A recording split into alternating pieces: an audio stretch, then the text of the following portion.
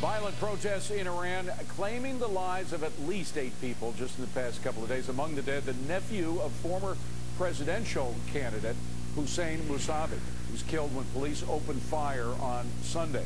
With Iranian protesters dying in their quest for freedom and with a regime ever closer to harnessing nuclear weapons, is President Barack Obama doing and saying enough to encourage those who would change this dangerous regime from within? Here's what the president had to say today. We call upon the Iranian government to abide by the international obligations that it has to respect the rights of its own people. From Washington, we welcome the Heritage Foundation's Niall Gardner and Fox News foreign affairs analyst Alireza Jafarzadeh. Gentlemen, good to see you. So Alireza, first on the president, what he said was his shout out to the protesters enough today? Well, it's certainly not enough, and it's certainly long overdue. This is something in a much stronger terms that should have been said way back in the earlier this year, and specifically in June, when the uprisings mounted, when Neda, the young woman that fell, and the whole world watched her dying before the camera, and so many other people got killed, and we did not hear the kind of sympathy that the people of Iran deserve. Instead, it was reaching out to the leaders of Tehran, the killers of these people, the Supreme Leader Khamenei and the President Ahmadinejad. I think the Obama administration should make a quick turnaround in its policy and reach out to the people rather than the repressive rulers. Well, Niall, you know, you know that when the French are sounding tougher than the United States, we're in trouble, you know, when the French and your other Europeans. And that's exactly what happened this summer. Is President Obama at least trying to turn that around with his speech, his Nobel Prize speech, and what we heard today? Well, that's a good point. We've seen tougher rhetoric coming from the French and the Germans, as opposed to the rhetoric coming from Washington with regard to the situation in Iran. And that's really a humiliation, I think, for the United States as a global power. Certainly, Barack Obama, at his speech in Oslo, made some strong words about standing up to evil. However, there's absolutely no evidence whatsoever that Barack Obama is willing to do what is necessary to actually stand up to evil in Iran. We have seen. Well, hold on a second. Let's just listen to that part of the speech. Let's hear that part of the speech at the Nobel Prize Committee that you were talking about. Let's play that, and then I want Alireza to respond. A nonviolent movement could not have halted Hitler's armies. Negotiations cannot convince Al-Qaeda's leaders to lay down their arms. To say that force may sometimes be necessary is not a call to cynicism, it is a recognition of history, the imperfections of man, and the limits of reason. And you know, Alireza, he didn't mention there the Cold War, but in fact, Ronald Reagan made it a policy to win the Cold War, and he won it by doing 2 things. One, building up our own defenses here in the United States, but also by defending and supporting dissident movements everywhere around the world that were fighting the Soviet regime, whether it was the Contras in Nicaragua militarily or solidarity, helping them out in terms of financial support. I don't see any of that going on in Iran today. That's absolutely true, David, because in Iran you see a huge portion of the population that turn out in the streets of Tehran and other cities in millions chanting slogans against the dictatorship. This is clearly a revolution in the making already.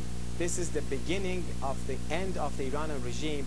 Yet the Western countries, yet the United States is standing on the sidelines, not reaching out to the Iranian population. Well, how would we go in? Alireza, I clearly believe that the Cold War strategy is a strategy that could be reused here, but how do you do it delicately? I mean, even though Ronald Reagan publicly was very open about his support for solidarity and anti-Soviet movements, he did it delicately. The CIA did it delicately. How do we do it now without giving out too much information? Well, you know, it's not that complicated. These people don't need money, they don't need arms, they don't need communication system. It's already there. To the contrary, the State Department, the U.S. administration, has been trying to harm the opposition by blacklisting them as terrorists, those who stand up against the regime. They say, okay, you're too violent for the standards, and then label them as terrorists, as a goodwill gesture to Tehran, thinking that by attacking the opposition, you can win the support of the Iranian regime to abandon its nuclear weapons. It has made things worse. So it's very simple. Make sure that no Iranian opposition groups are on the terrorist list, and then you sympathize with the Iranians who stand up against the Iranian regime. You invite their leaders to the White House, to the United States, and you make every single statement that is necessary to condemn the Iranian regime's attacks and to sympathize with the families. You know, there's so many people who have been killed. Before June of this year, there are as many as 100,000 political dissidents murdered by the Iranian regime. Just in the summer of 1988, 30,000 Iranian political prisoners were murdered by the Iranian regime, mostly belonging to the main opposition. We understand. I mean, this is a brutal, you don't have to re-emphasize. We know how brutal this regime is. It is awful, and the world will be better off when it ends. But the question, how you do it, one way you don't do it, Niall, is by sending a White House envoy like John Kerry, Senator John Kerry, to Tehran at this particular moment, which actually is being considered by John Kerry and the administration. They were quoted last week as saying, in fact, one administration official said, this sounds like just the kind of travel a chairman of the Foreign Relations Committee, which Senator Kerry is, would and should undertake. Sounds like the wrong strategy to me, Niall. Well, it strikes me as a completely crazy idea, actually. I don't see how a visit by John Kerry to Iran is going to benefit U.S. interests. Frankly, it's just another step in the continuing appeasement of a barbaric regime. It would be like sending an envoy, for example, to negotiate with the Nazis. I think that we need to have a complete reassessment of the whole U.S. strategy towards Iran. We need to see an end to the negotiation strategy here, which has been a complete and utter failure. Barack Obama has basically adopted the European Union's common foreign security policy towards Tehran, which is a policy of appeasement, actually, towards the Iranian regime. And so far, that has reaped no dividends whatsoever. We need to be looking at strengthening the sanctions regime against Tehran. We need to be increasing our own missile defenses. We also need to be talking about the potential use of force against Tehran. This regime poses a deadly threat to international security. Well, and we have to take whatever measures are necessary. Great place to begin, gentlemen. We got to wrap it up, but a great place to begin would be by doing what Alireza said, bringing the dissidents into the White House. That would be a tremendous effort, and using the bully pulpit of the White House as it should be used. Niall Gardner, Alireza Jafarzadeh, good to see you both. Thanks very much for coming in. Thank you. Thank you. Coming up on deck.